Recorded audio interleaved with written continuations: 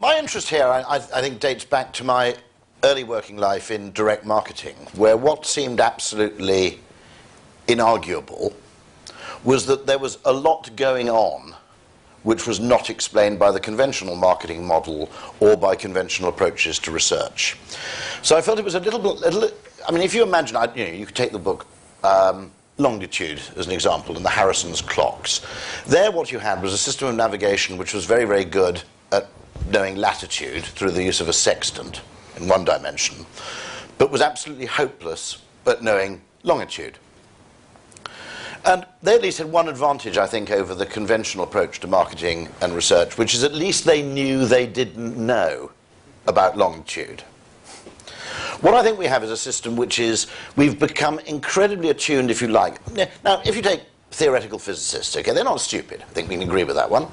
And they've tried really, really hard to boil everything down to one fundamental physical force, but they've basically given up and they accept the fact that there are four. There are multiple forces at work. Electromagnetism, there's a strong nuclear force, atomic force, weak atomic force, and gravity, okay? And they cope with four. If you want to navigate a ship, you accept the fact that it's not enough to know about the winds, you need to know about the tides. Problem is actually that if you're actually in the middle of a clear space of water, you can't actually see the tide. And what we've done is we've developed systems which are incredibly alert to detecting, let's say, gravity, but are absolutely blind to electromagnetism. And as a result, I think that the marketing model has limited predictive value in two senses. One of which because it's incomplete. And we can have this huge argument about how incomplete it is, but the fact is it's incomplete. Okay? Stuff goes on which people cannot even explain. So actually ask, I mean, David Ogilvy, slightly naughtily, I mean, he's a market researcher by background after all, said the problem with market research is that people don't think what they feel, they don't say what they think, and they don't do what they say. Now, that's a little bit of an extreme bomb to place under an industry. But what's inarguable is that it is incomplete, our knowledge. And I think that causes us to fail in two ways. One, we have limited predictive ability in terms of what actually happens. Secondly, we may dangerously overemphasize the wrong things. Thirdly, we may approach problems from the wrong direction. Exactly that problem of, I must be top of mind, when actually where you need to be is bottom of mind. And as a result, we focused on system two thinking, on the kind of thinking we're aware of and that's visible, to the exclusion of all else. There's a fourth thing, I think, which also makes the marketing model very, very dangerous, which is it isn't really aware of its own limitations either. And one of the most valuable things you can do as an agency is to say, don't bother, you're going to lose. You cannot achieve this level of behavioural change. Mark will elaborate on this further. There are certain effects, as in complex systems. Human behaviour is much more akin to meteorology than it is to conventional engineering. It's effectively, we're dealing with complex systems, and just as a butterfly's wings can create a hurricane, equally, it's very difficult to create a hurricane because the computational power required to know where to flap that wing simply isn't available. Okay? So the other thing we possibly do is we actually don't have, I mean, I would argue, looking at behavioural economics, that all these people trying to launch Me Too iPads might as well not bother for 5 years. You could actually save yourself, £500 million in development money and just not bother for 5 years and actually save your money to do something spectacularly radical in 3 or 4 years' time. The reason for that is just there are certain framing effects. If something becomes the kind of, category default norm, everything else in economic terms may be, for a time, just seen as an inferior good. Huge amounts of human perception are relative. Enormous amounts of human decision-making actually operate at a level of what are known as heuristics. Now, just to prove, I don't normally do props. This is a vast book edited by Gerd Gigerenzer exactly about this subject of heuristics, which are the cognitively miserly rules of thumb that people make to make decisions. I'll give you a really, really, really obvious one, which is very, very common, which is that if you present people with three things, regardless of what those three things are, a cheap one, a medium-priced one, and an expensive one, a very large percentage of people just choose the one in the middle. Okay? Yeah. That's just a heuristic. Actually, what's interesting about these things is these were always regarded as heuristics and biases, as if it were evidence that actually these heuristics were imperfect ways of making decisions, which we'd evolved simply because we're cognitively lazy or inadequate. And actually, what mathematics is starting to show is these are actually, in an uncertain world, these are extremely good in their predictive ability. Actually, buying the one in the middle is a pretty good course of action. The cheap one's probably rubbish, and the expensive one's probably a rip-off. But understanding the fact that most of this stuff goes on at a non-conscious level, and therefore is invisible not only to market research, but to the people we're researching, and to us ourselves, except perhaps through experimentation, is really, really vital, because I think what it will prevent is an enormous misdirection of marketing effort and attention to places which aren't necessarily the places where you actually affect behavioral change. I'll give you just a couple of examples. I worked for American Express for years, and every now and then we decided we needed to refresh one particular product. So we'd go and come up with a new product proposition, we'd research that, we'd develop creative work, that was researched, you'd come up with 5 different forms of proposition, 3 different creative expressions of the proposition, you go and research those. And you get, without giving away confidential figures, you get a noticeable increase in uptake from communications. Then someone very junior with a very small budget would just decide to redesign the application form to make it a bit easier to fill in. And actually applications would go up by 50%. So actually the extent to which we focus on persuasion is just dangerous to start with. In many cases it seems to be apparent, and there's a very good book by Byron Sharp on this, that actually our attitudes are a product of our actions, not the other way around. That actually we do things, Bob Dylan puts it beautifully in Brownsville Girl, people don't do what they say they believe, they do what's convenient and then they repent. Okay? Paul Dolan and I coined this phrase, where we both have to do a massive caveat saying this has nothing to do with us, it's an observation. If a man says, my wife doesn't understand me, it doesn't mean he's going to have an affair, it means he's already had one. The brain, in many ways, the conscious brain that research addresses and listens to, is less like the Oval Office of the self, making executive decisions. It's much more like the press office. The decisions are taken somewhere down in the basement, and actually then the rational brain then desperately issues press releases to make apparent retroactive sense of its past actions.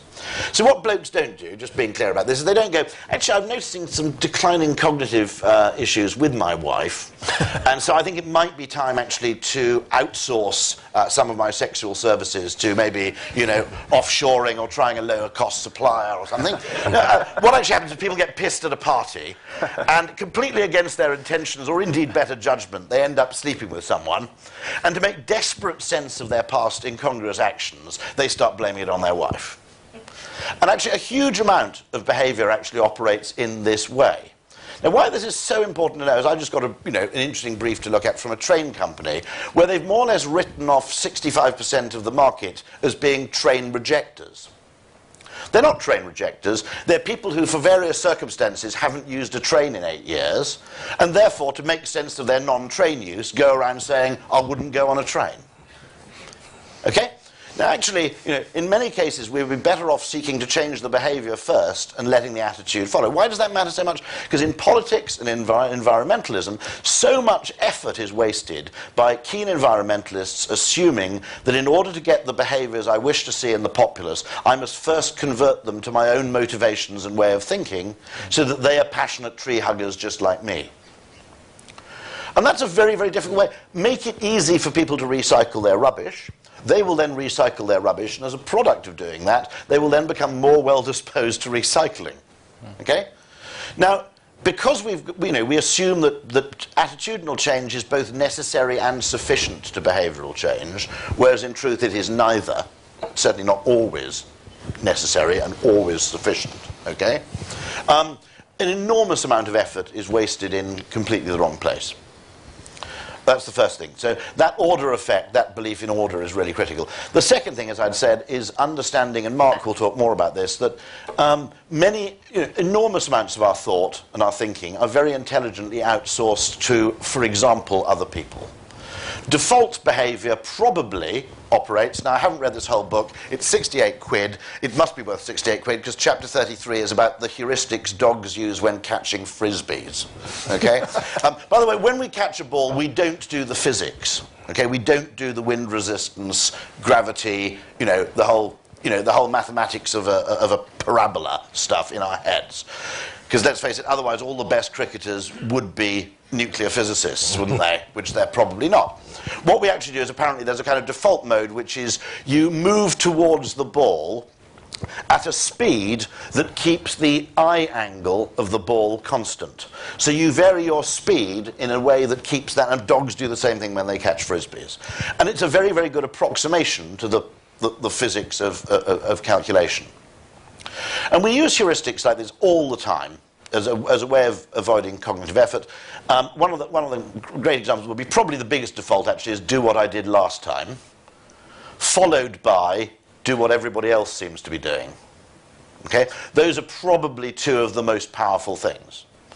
But that's really, really important. Another one that's really, really important is just the idea of the distinction Herbert Simon coined between satisficing and maximizing.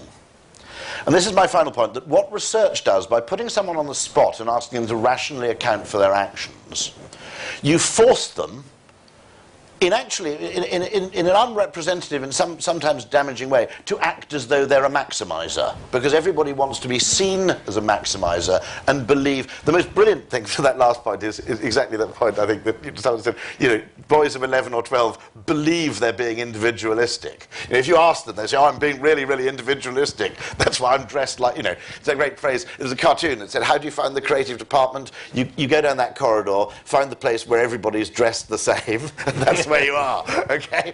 Now, that distinction, the extent to which research forces people to attribute maximizing behavior to the way they act, when in reality most of us most of the time are satisficers, also causes massive misrepresentation of stuff.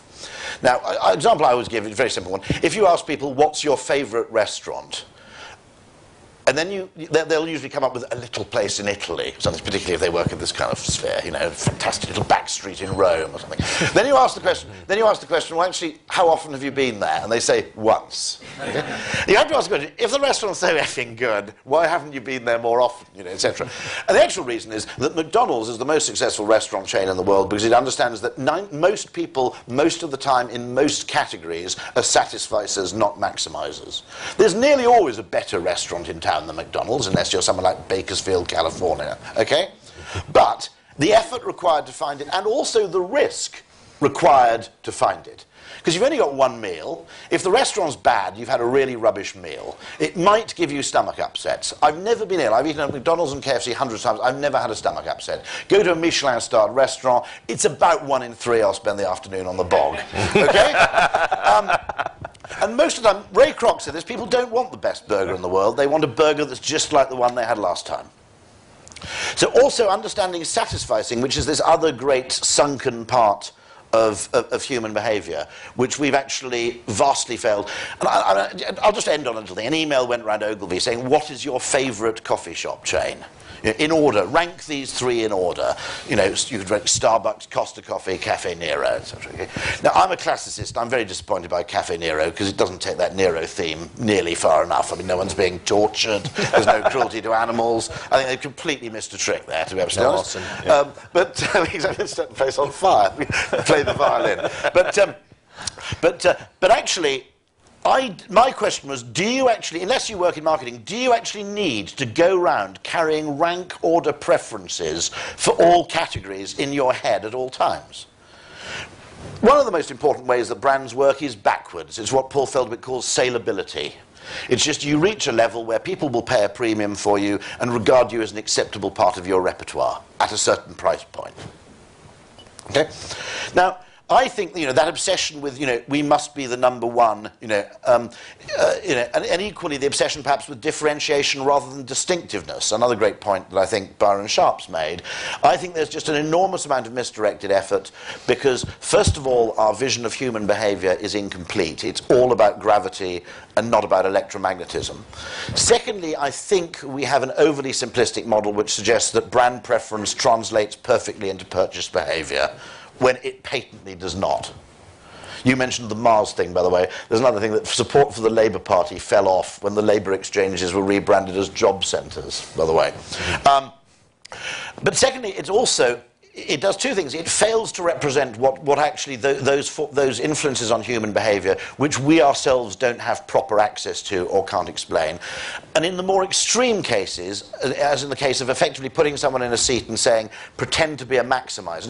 Now in some categories, some of the time, people are maximisers. If you're a real motorbike nut, okay, and you love motorbikes, and you're buying one motorbike and you won't get another chance for 5 years, you will engage in some maximising behaviour in that. Most purchases, most of the time, actually satisficing is actually a better model actually to adopt. People who satisfice tend to be happier, interestingly, and happier with their decisions, but it's actually the mode of decision making we use. In other words, I feel like a coffee, there's one over there, you know.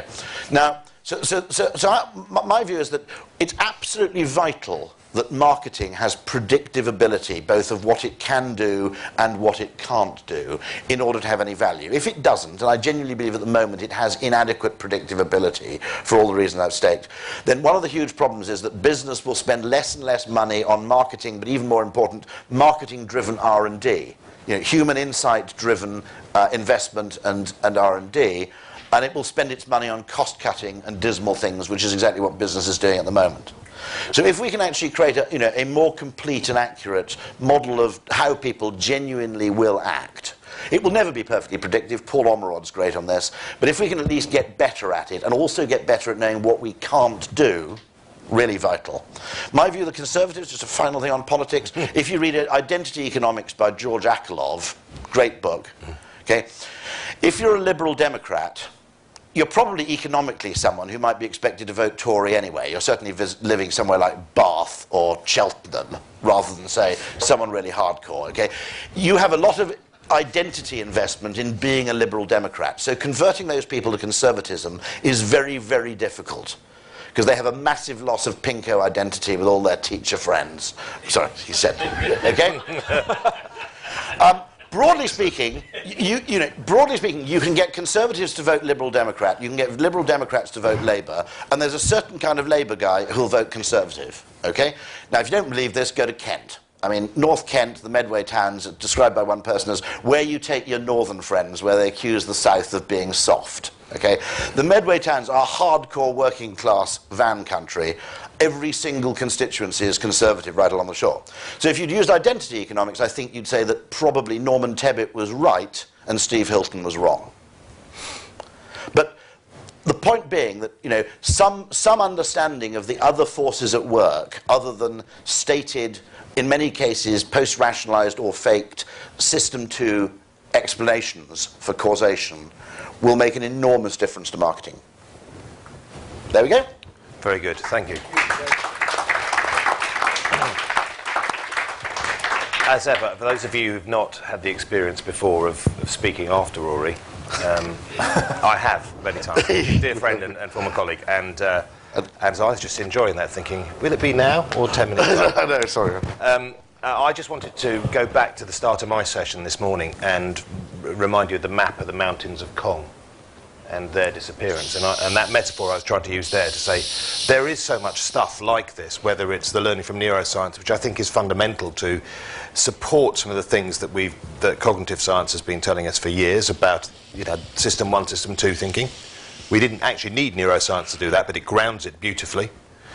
Equally is the broader perspective of human beings that is being brought up through behavioural economics, and the idea that, you know, heuristics, for example, is a really, really, really important part of the model, I think. But thirdly, and I wouldn't want us to go away without remembering this bit that I'm particularly keen on, we still, even with most of the best people discussing behavioural economics, we still stick at the level of the individual.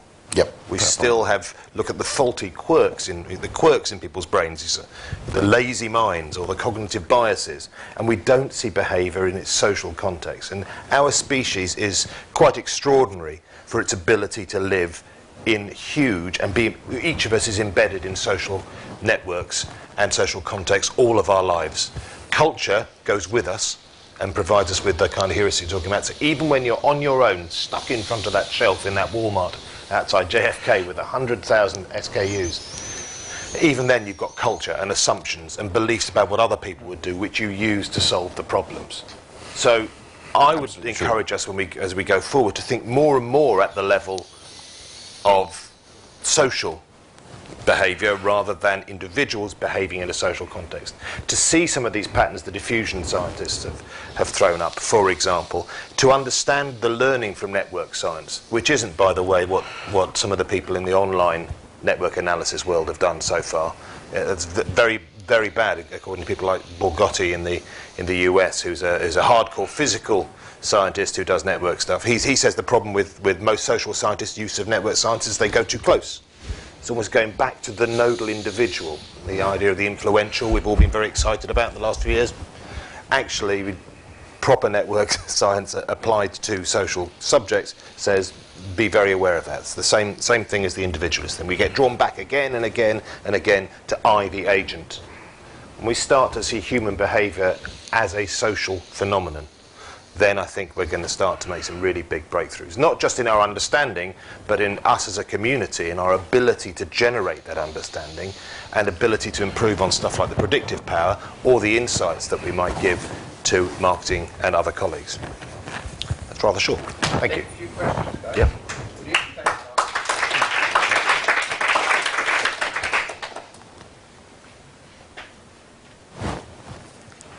Yes, Stephen. I think there was a little bit of research bashing there, but I think there are a number of us in the research community who are trying to adopt these ideas and work around it. It strikes me that there's a lot of thinking in the advertising community around this as well. How successfully are you finding it to persuade clients to change their, the classic thing, the purchase funnel, every car company knows it's not true. Oh, cool. Beautiful, thank you. Yeah. The purchase funnel is probably a product of actually people, to some extent, describing their behaviour in maximiser terms. It's what you might do if you were a maximiser. Do it with a Brummie accent, go on. Well, I would not risk that. No, I mean, actually, without giving too much away, first of all, we just find it unbelievably valuable in itself. And I'll tell you partly why. Whenever you did a pitch as an agency, those of you who've worked in agencies will know this, the pitch always threw up a load of ideas which actually interested you and appealed to you more, maybe, than the central communications idea at the heart of the pitch. But they never fit in the, or fitted, sorry, are we Americans? I can't remember. In the narrative structure of a pitch, which is da-da-da-da-da-da-da, ta-da, da-da-da-da-da-da, okay? You see?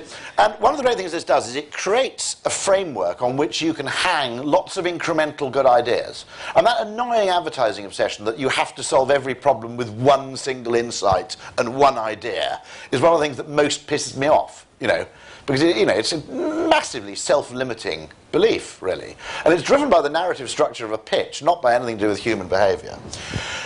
So one thing, it provides you with a framework of saying, actually, we can have a much wider conversation here than just going, we've got a nice little line, But the second thing is, actually, I think in the long term it's to the huge advantage of marketing because behavioural economics embraces economics. Your chief executive of any client company will probably be an ex-engineer or ex-accountant by background. He will have a highly mechanistic worldview, okay, influenced very heavily, of course, by the perfectly efficient market hypothesis. Not surprising because he's paid 3 million quid a year, so why wouldn't you believe markets are perfectly efficient when you're paid 3 million quid a year? I mean, hell, Okay, now, this language, because it embraces both scientific language and particularly the language of classical economics, like utility, carries into the boardroom. Marketing language, as a brilliant colleague of mine once said, it's like the language of astrology. If you're talking to a fellow believer, it's great. You can go, it's typical, he's on the cusp. you know, or whatever, you know.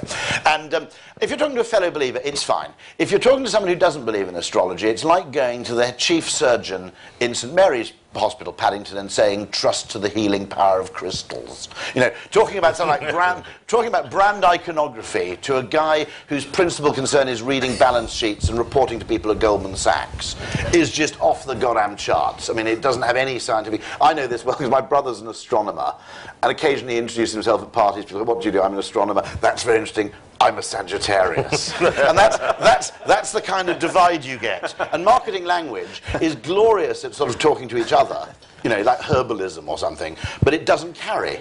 And this stuff really carries. And the other great thing we have to do, the one thing we do have to learn is a business model for doing what Mark will say quite a lot of the time, which is just, "Listen, mate, you know, look, humans don't outsource their thinking to other people because they're stupid. We do it because we're incredibly highly involved. It's an unbelievably efficient and intelligent thing to do, to actually read the behavior of others in deciding how to act. And it's innate. Interesting. And you know, one of the only things we need to do is work out a way of saying, "Look, mate, you just won't be able to do this." Or, you know what we're going to have to do? We have to light lots of fires. Light lots of fires, yeah. So if it's, for those of you who remember my 4-box chart, the bottom right is essentially fashion copying your peers. If that's where your market is, you really have to light lots of fires, and you won't be able to tell ahead of time which one of those is going to take. That's really hard for creative agencies. It's really hard for research agencies to research that stuff, and it's really hard for clients to operate that way, to operationalise themselves. So we're caught up in a heuristic problem of our own. Yeah. Actually, although the one simple idea doesn't do it, it's the shortest cut. Got it. You know, we've been pushing it for ages. Yeah, absolutely. It kind of makes it easier for us. Yep. There is a perverse incentive in research. I mean, I'm not a research basher because I listen to all research and I read it because, of course, it's revealing on many, many levels. And no one's suggesting that everybody reads it literally or anything of the kind. Although occasionally at the third remove, research gets taken literally, which is the more dangerous thing. But there is a dangerous effort that it's probably more profitable to ask lots of repeated trivial questions at an individual brand level, on and on and on, in a sort of continuous tracking study, than actually uncovering fundamental truths of human behaviour. And that was my one grumble, which, as I said, in a way, you know, there's more money spent on market research worldwide than on cancer research. Okay, and yet, in a funny kind of way, I found more useful vocabulary and tools spending sort of 60 quid on books I'd bought at an airport than I'd actually been brought. Now I'm making that point deliberately and contentiously, and I don't entirely believe it. But nonetheless, you know, there is a question that has to be asked. The other thing is, this doesn't exclude the validity of, you know, no one's denying the existence of System 2 thinking, by the way, and that it does have an effect sometimes. It sometimes overrules System 1 thinking, and so on. Sometimes, yeah. It's just much rarer. It's just rarer than any of us, even your engineering-minded CEO that you are describing as a senior client. There's an interesting problem in business also, which is that as you require people, and of course the whole culture is of accountability, as you require people to justify their decision, every decision to a superior within a business context, then every decision must be framed and taken in a System 2 way. Because you can't, unless you're the CEO, by the way, in which case you're allowed to be as subjective and as eccentric and as nutty as you like. But everybody else has to spend their entire life defending their actions rationally, which may mean that organisations are actually leading to inferior decision-making than if they allowed a certain degree of instinct and heuristic to be deployed. That the need to defend things eventually becomes the biggest source of friction in organisations. Absolutely. And the biggest waste of effort. Absolutely. We had a client who, new brand manager syndrome, you know, we've all been there. He wanted to make his mark and decided the best way to do it was to launch a new product variant to a parent brand. And some people in the business said, you know what, that doesn't quite feel right for that brand. But they got shouted down because doesn't quite feel right, doesn't quite cut it in a lot of big businesses. And by the way, his qual and quant research supported the new variant, and he launched and it was a failure. And we were asked to do a post-mortem on that, and we did some implicit testing and found that it didn't fit the parent brand. It was parent brand's rewards were all about power and efficacy and stereotypically masculinity and performance. And the variant was almost a polar opposite. It was about security and warmth and maternal mother love and stuff. Just didn't fit. It was incongruent, dissonant, etc. And consumers stayed away in droves. And he still didn't believe us, because his paradigm was, I brought this to market using tools and techniques that I've always used. The status quo must be right. So he actually then even did some fMRI scanning.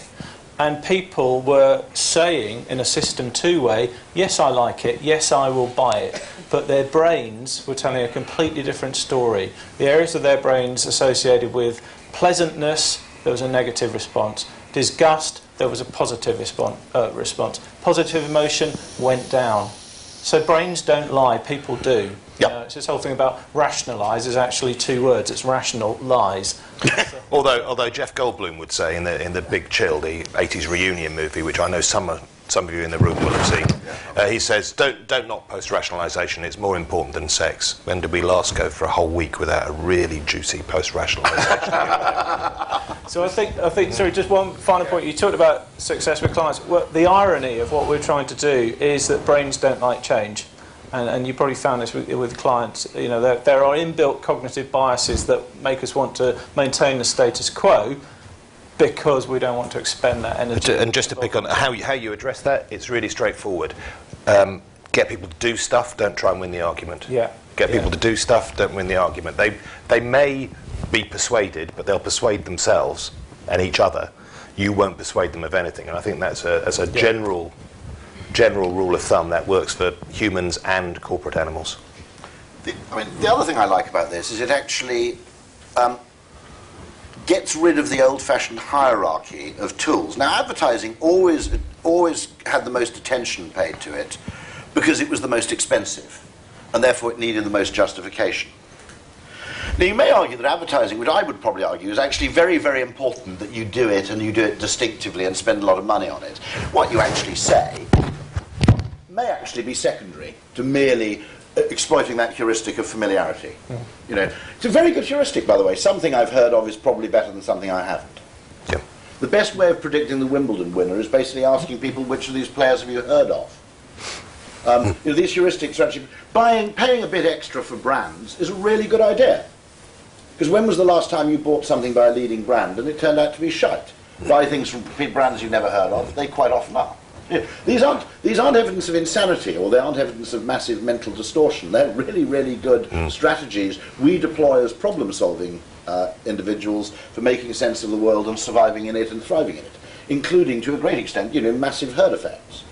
You know, I mean, so you know, we shouldn't be ashamed of these things at all. I mean, they're great things. Why we were sometimes ashamed of them, of course, is the advertising industry got very, very nervous about being attacked for manipulation.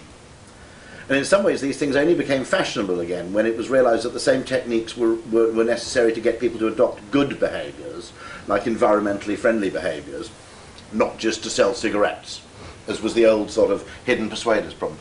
But the interesting thing is, the three of us had a conference call discussing the topic, and one thing we just all agreed on was more gondola ends. More gondola ends, exactly.